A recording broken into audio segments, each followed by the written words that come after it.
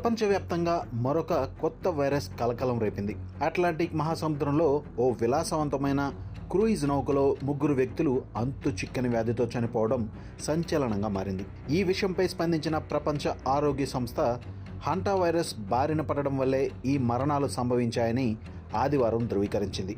ఈ వైరస్ ప్రభావంతో మొత్తం 6 వ్యక్తులు తీవ్ర అనారోగ్యం బారిన పడ్డారు. 3 ప్రాణాలు కోల్పోయారు. అయితే అసలేంటి హంటా వైరస్, లక్షణాలు ఎలా ఉంటాయి, కరోనా వైరస్ కంటే ప్రమాదకరమైనదా అనే విషయాలు తెలుసుకుందాం.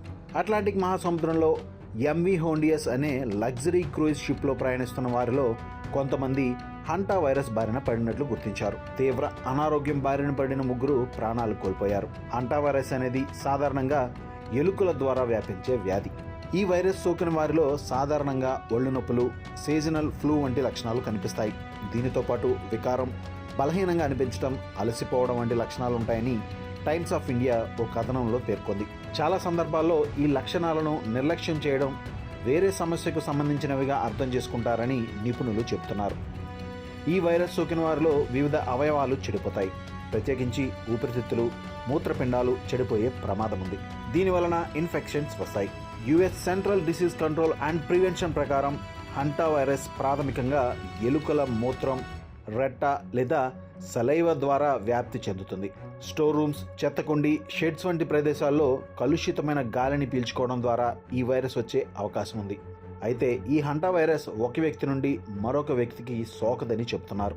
ప్రపంచవ్యాప్తంగా ఇప్పటి వరకు 8 హంటా వైరస్ కేసులు నమోదైనట్లు ప్రపంచ ఆరోగ్య సంస్థ తెలిపింది. ఇందులో 3 ప్రాణాలు కోల్పోయారు. హంటా వైరస్ వ్యాప్తికి గురైన విశాలవంతమైన క్రూయిజ్ షిప్లో ప్రయాణిస్తున్న 149 మందిలో 2 భారతీయులు ఉన్నారు. హంటా వైరస్ సోకిన ఘటనలో 3 ప్రయాణికులు మరణించారు. మొత్తం 8 మందికి వైరస్ సోకింది. హంటా వైరస్ కరోనా అంత ప్రమాదకరమైనది కాదని ప్రపంచ ఆరోగ్య సంస్థ తెలిపింది. హంటా వైరస్ సోకిన వారిలో కిడ్నీల పనితీరు చెడిపోతుందని, దీనివలన ఎలక్ట్రోలైట్స్ బ్యాలెన్స్లో సమస్య ఏర్పడుతుందని, రక్తంలో టాక్సిన్స్ పెరిగిపోతాయని, దీనివలన కిడ్నీ ఫెయిల్యూర్ సమస్య వచ్చే అవకాశం ఉందని చెప్పారు.